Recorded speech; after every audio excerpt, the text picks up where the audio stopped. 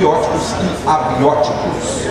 E a primeira palestra da nossa tarde com o tema Produtividade, como mitigar o estresse do cafeeiro utilizando a irrigação.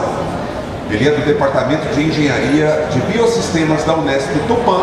Convidamos então o palestrante dessa tarde, primeiro o professor Dr. André Reis. Seja bem-vindo, boa tarde e recebe a nossa salva de palmas.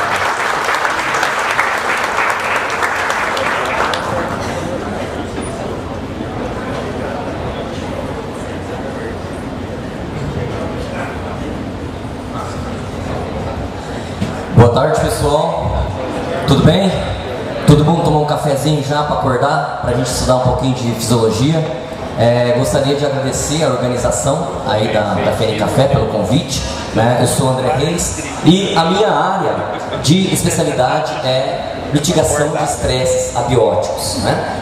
Hoje de manhã nós tivemos toda uma sessão só sobre irrigação. Então eu não vou falar especificamente de lâmina d'água, evapotranspiração. Eu vou falar do efeito da água, a importância da gente usar a irrigação para melhorar a atividade dos micro-organismos do solo, que a gente vai ver, que a gente aplica no cafeeiro, né? E também a eficiência do uso dos fertilizantes. Pessoal, antes de eu começar a palestra, eu sempre tiro um minutinho para mostrar a nossa instituição, né? Eu sou professor na Unesp, a nossa unidade, a nossa universidade, a filosofia da nossa instituição é desenvolver campos em todos os cantos do estado de São Paulo. No estado de São Paulo você não anda um raio de 150 quilômetros sem encontrar uma unidade nossa, né? Eu fico lotado aqui na unidade de Tupã, onde nós desenvolvemos trabalhos relacionados à fisiologia, bioquímica de plantas, né, visando mitigação de estresse. Pessoal, acho que não está funcionando aqui direito isso aqui, não vou no dedão mesmo. Eu gostaria de mostrar para vocês também o nosso laboratório, né? Quem nós somos, né? Nosso grupo é a Fisiotec, Físio de Fisiologia, Tec de Tecnologia. O nosso laboratório é muito focado em campo, mas também nós temos uma boa estrutura laboratorial. Quando a gente fala em estresse, pessoal, aquilo que a gente vê no campo, um fito de algum produto, uma fito de um herbicida, uma fito de uma luz ou uma fito de uma escaldadura, aquilo ali já não é mais estresse. Valeu, tá passando?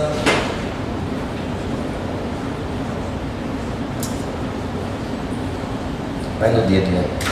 Então, aquilo ali que a gente vê não é mais estresse, né? Estresse é quando a célula perde a homeostase. O que significa isso? Quando ela perde controle, quando ela perde equilíbrio.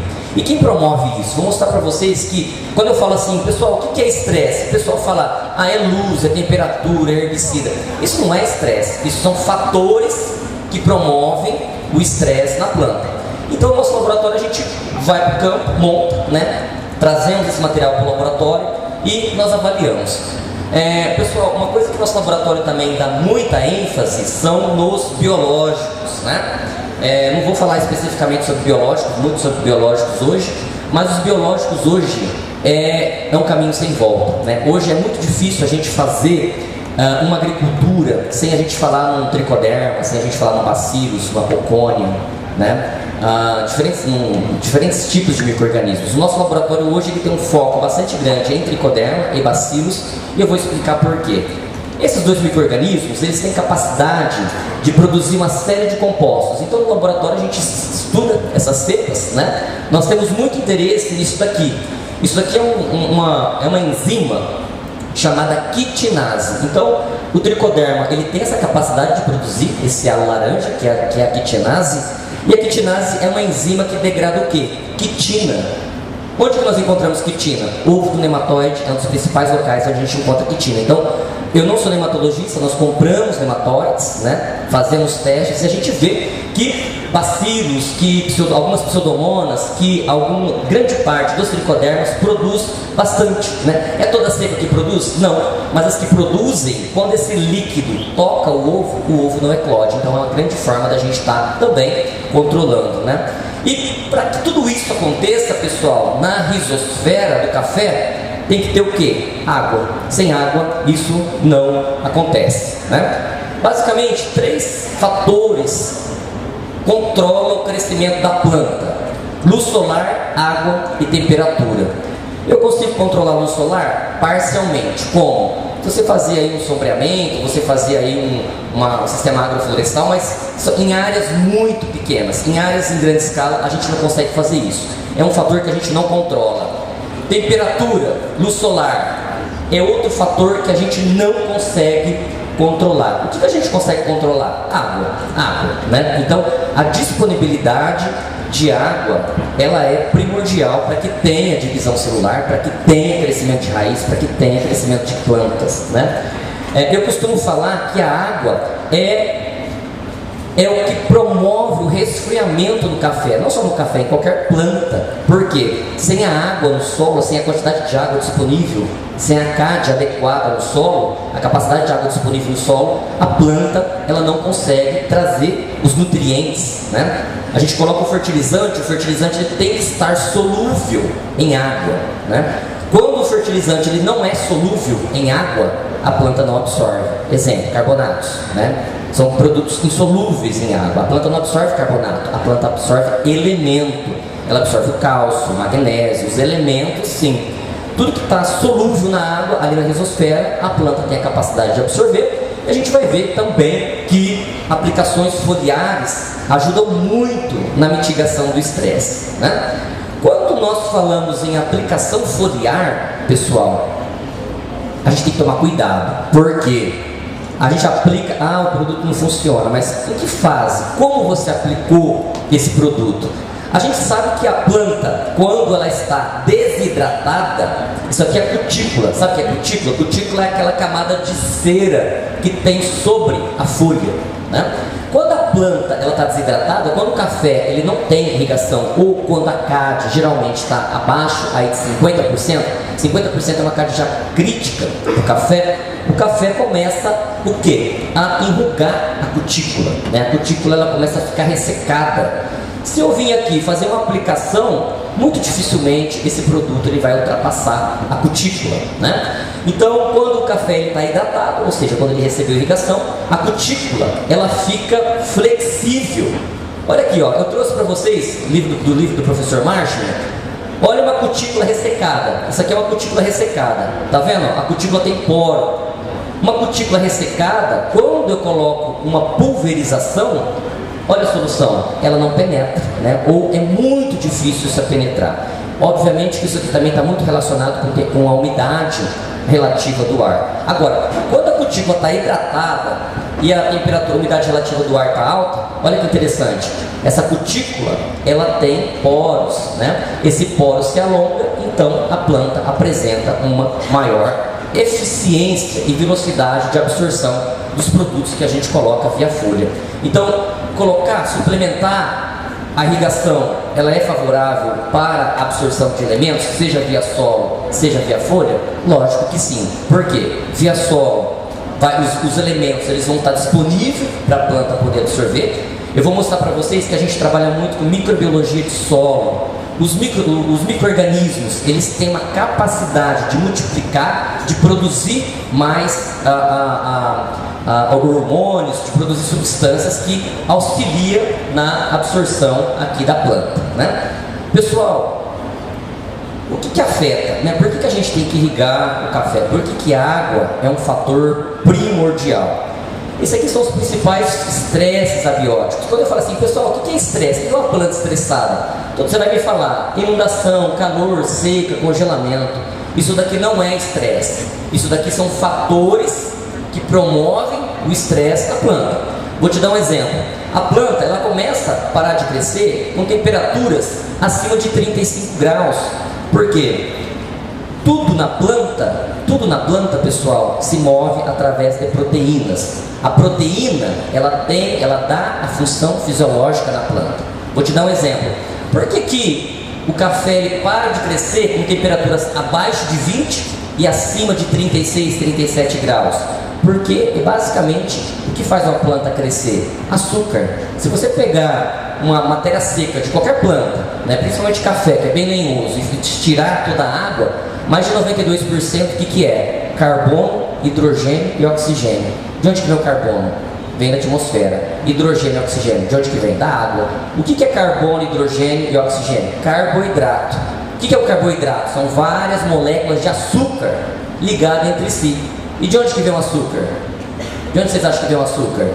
Vem da fotossíntese. Se não tem folha, se a minha folha está danificada, se a temperatura está alta, se eu não coloco um aminoácido, se eu não coloco um extrato de alga, se eu não venho trabalhando uma nutrição foliar visando minimizar esse estresse, dificilmente a gente consegue altas produtividades, né? Ano passado nós vimos essa reportagem várias vezes, né? Regiões do Brasil com 45 graus. Imagina você na roça lá 2 horas da tarde, você fica descalço. Eu duvido que alguém aguenta ficar meia hora descalço ali, né? Imagina a planta que é cesso. O que é a planta cesso? Imagina a planta que não consegue sair do lugar, né? Então, temperatura, né? Esses estresses, eles acabam dificultando muito o crescimento e o desenvolvimento das plantas. Pessoal, isso aqui é uma coisa tão séria. Eu vejo o pessoal tão preocupado com ferrugem, café. Eu vejo tão o pessoal preocupado com o bicho mineiro, que é importante, que é uma praga importante, né? Mas olha que interessante, olha esse dado. Barra marrom significa perda na produtividade por estresse abiótico. O que são os estresses abióticos que eu mostrei para vocês? Os fatores: luz, temperatura, veranico, herbicidas, né? Então, dependendo da cultura, ó, milho 66%, trigo 82%, soja 69%, aveia 75%. Então isso pode chegar a ter grandes perdas, né? Esse ano a gente sentiu na pele, né? Quem é do estado de São Paulo aí para baixo sentiu na pele. Nós fechamos a gente é acostumado a colher aí 80, 85 sacas de soja dos nossos experimentos. Esse ano a maior produtividade nossa foi 43 sacos por hectare. Por quê? Falta de chuva, veranico, falta de água, né? Então a água, ela limita muito o crescimento e o desenvolvimento das plantas. Pessoal, toda planta tem estresse. A gente fica falando de estresse como uma coisa muito negativa, mas a planta precisa do estresse para completar o ciclo de vida. Se ela nunca tivesse estresse, não completaria o ciclo de vida, né? Em 2021, no meu grupo, nós escrevemos um trabalho explicando como se forma o estresse na planta, né? Então, grande parte do estresse ele vem através de luz solar, né? A luz, ela incide, obviamente, para ter fotossíntese, a planta tem que ter água, né? De onde que ela retira essa água? Do solo. Por isso a irrigação, a manutenção dessa CAD, ela é muito importante para a planta absorver essa água do solo, deixar a folha túrgida. Quando a folha fica túrgida e quando ela recebe o estímulo, ocorre a quebra da água. Lembra a importância do manganês, do cálcio, do cloro, para que ocorra essa quebra da água? Quando essa água quebra, nós temos formação aqui de oxigênio e de hidrogênio, né? Só que no mesmo tempo nós temos a formação desse elétron. Em condição de seca, veranico, alta temperatura, nós temos uma superprodução desse elétron, superprodução. E qual que é o problema? Esse elétron, ele começa a se ligar com esse oxigênio, formando o que nós chamamos de espécies reativas de oxigênio. E o que intensifica isso? Luz. Luz solar é um dos principais fatores. Alta luminosidade, alta temperatura e o veranico, a falta de água, são um dos principais fatores. Durante o dia, existe uma variação do comprimento de onda, né? Então, durante a manhã, região do vermelho, vai chegando perto do meio-dia, esse comprimento vai diminuindo, chegando no 400 nanômetros. 400 nanômetros, pessoal, nós estamos onde? Muito perto do raio ultravioleta. Quem trabalha com café sabe muito bem disso. Onde na sua lavoura, onde que você encontra mais escaldadura? Na parte que recebe luz da manhã ou na parte que recebe luz da tarde? Por quê? Porque na luz da tarde, aquela luz que incide na planta, naquela região da planta à tarde, nós temos um menor comprimento de onda. A planta está recebendo mais esses comprimentos de onda da luz solar. Consequentemente, a planta produz mais o quê? Mais espécies reativas de oxigênio. Consequentemente, essas espécies reativas de oxigênio, o que ela faz? Fotoinibição. Primeiro processo, né? Ela começa a degradar proteína. Rubisco é uma proteína, né? O que é rubisco? Rubisco é a enzima que converte o CO2 em açúcar. E a planta de café, a gente estuda muito a fisiologia do café, a gente vai lá, corta o ramo do café e analisa o que? O carboidrato. Fluxo de carboidrato. Sem carboidrato não tem crescimento. Sem carboidrato não tem enchimento de grão. Eu vejo muita gente falando, tem que aplicar potássio, o potássio faz encher grão. O potássio não faz encher grão coisa nenhuma. Ele dá estabilidade, ele dá maior abertura e fechamento estomático para que a planta faça trocas, maior açúcar, mais carboidrato, maior enchimento de grão. Ele tem um papel fundamental. Não estou falando para não aplicar, tem que aplicar justamente para dar esse ajuste osmótico na planta.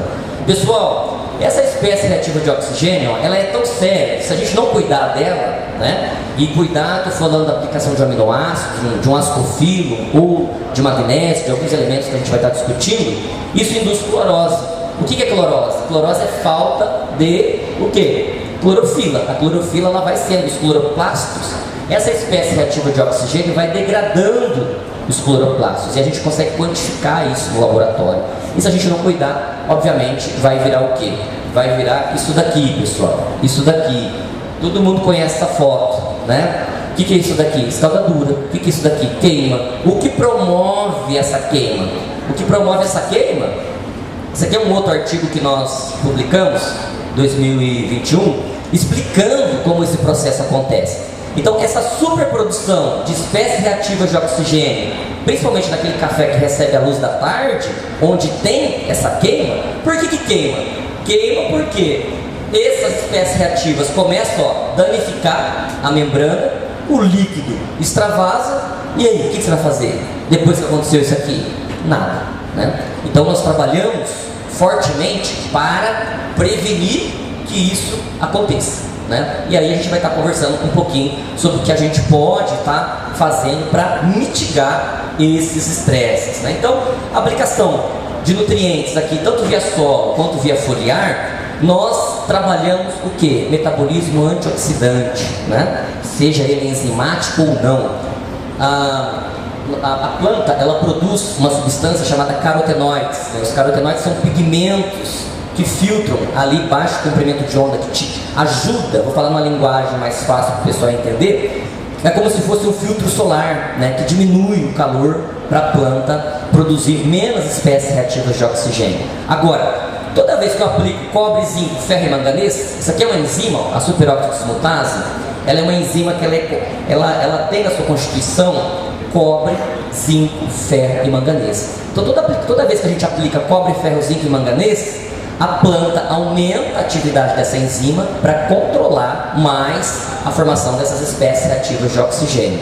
E obviamente, quando eu falo que tem que aplicar ferro no café, o pessoal me chama de louco, mas eu não estou louco não. Por quê? Porque o ferro no solo, ele fica na forma ferro 3+. Planta não absorve ferro 3+. Planta absorve ferro 2+. Então, quando nós aplicamos um ferro biglicinado, um ferro DPA, ou algum ferro que na folha do cafeiro, para ter formação de clorofila, pessoal, precisa de ferro. É o ferro que coloca o magnésio dentro da molécula da clorofila e, além disso, ele ativa essas duas enzimas, catalase e peroxidase, que transforma uma espécie reativa de oxigênio em água. Água é bom para a planta? Lógico que é bom para a planta. Aumento de turgidez celular, né?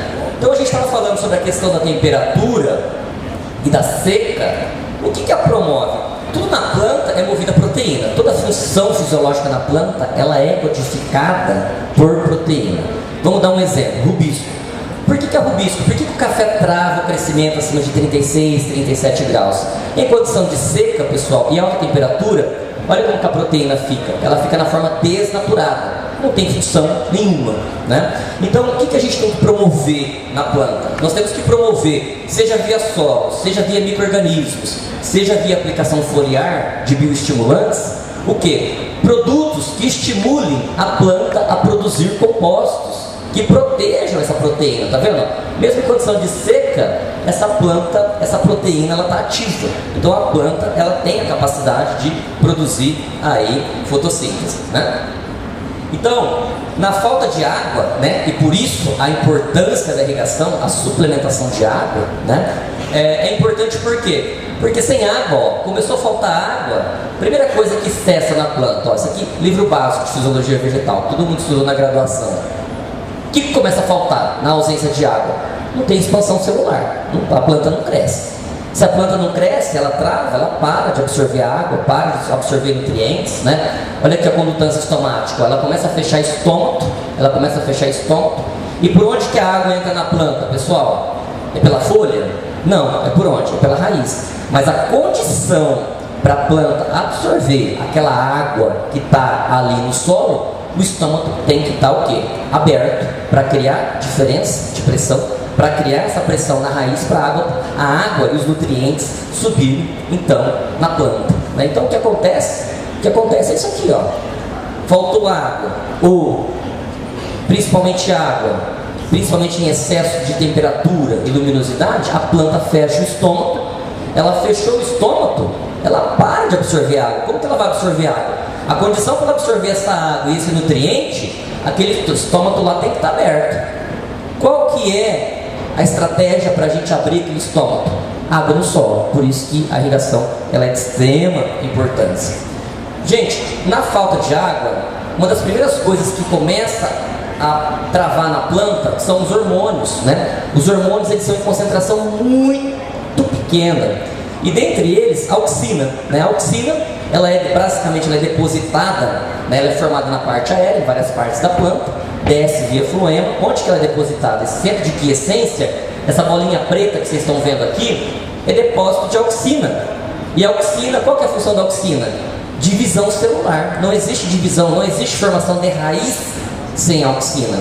E aí, pessoal, nós nos deparamos, né? Eu ando bastante aí em várias áreas cafeicultoras.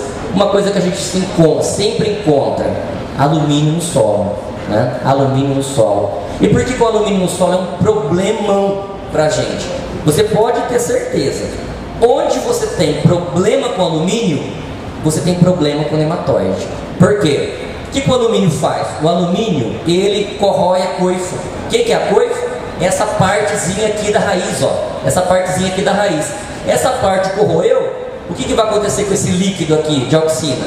Vai vazar. Vai vazar a planta, a raiz vai cessar o crescimento, né? E sem falar que ali fica um buraco.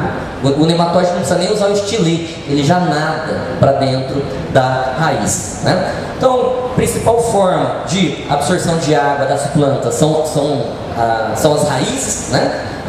A principal forma de entrada de água na planta é via raiz. Então, a gente tem que cuidar muito bem dela, né? Bom, qual que é a condição para a planta absorver a água e o nutriente?